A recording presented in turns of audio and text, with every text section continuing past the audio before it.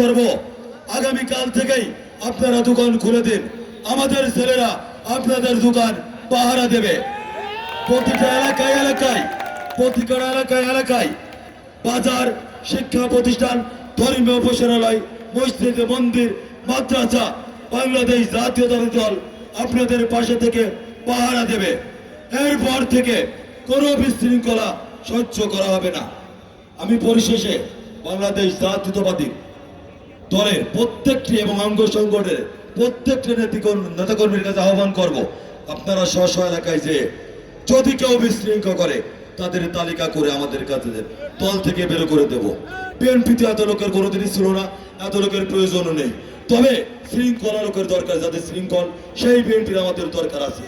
কালীগঞ্জ আমাদের সকাল, কালীগঞ্জের মানুষ আমাদেরকে ভালোবাসে, বিএনপিকে ভালোবাসে।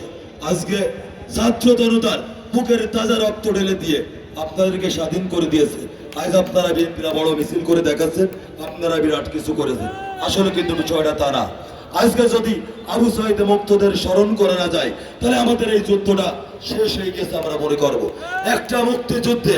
একটা মুক্তিযুদ্ধে স্বাধীনতা অর্জন করা যত সহজ, সেটা রক্ষা করা তার চেয়ে আরো বেশি কঠিন। তাই আমি মনে করি আমাদের যে মুক্তিযুদ্ধ শেষ হয়েছে, দেশ পুনর্গঠনে আমাদের কালীগঞ্জে যারা বিদেশে আছে তাদের কাছে অনুরোধ করব, ব্যাংকে রেমিটেন্স পাঠান। আমাদের ছাত্র সমাজকে অনুরোধ করব, সব জায়গায় আপনার পুনর্গঠনের কাজ শুরু করেন।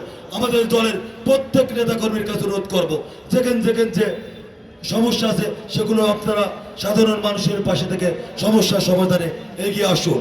আমি পরিশেষে এই যুদ্ধে 24-এর এই স্বাধীনতা যুদ্ধে সকল শহীদদের আত্মার মাগফিরাত কামনা করে আমি আমার সংক্ষিপ্ত বক্তব্য শেষ করছি। সবাই ভালো থাকবেন, সুস্থ থাকবেন, সবার জন্য আমি দোয়া করছি, আমার জন্য দোয়া করবেন। পরিশেষে আমাদের প্রিয় নেতা সাইফুল ইসলাম ফিরোজ ভাইয়ের নির্দেশ, আপনারা দয়া করে শান্তিপূর্ণভাবে এলাকার শান্তিটা বজায় রাখবেন। খুদা হাফেজ। বাংলাদেশ জিন্দাবাদ, বাংলাদেশ জাতীয়তাবাদী দল জিন্দাবাদ, আমাদের প্রিয় নেতা জনাব সাইফুল ইসলাম ফিরোজ জিন্দাবাদ। আসসালামু আলাইকুম।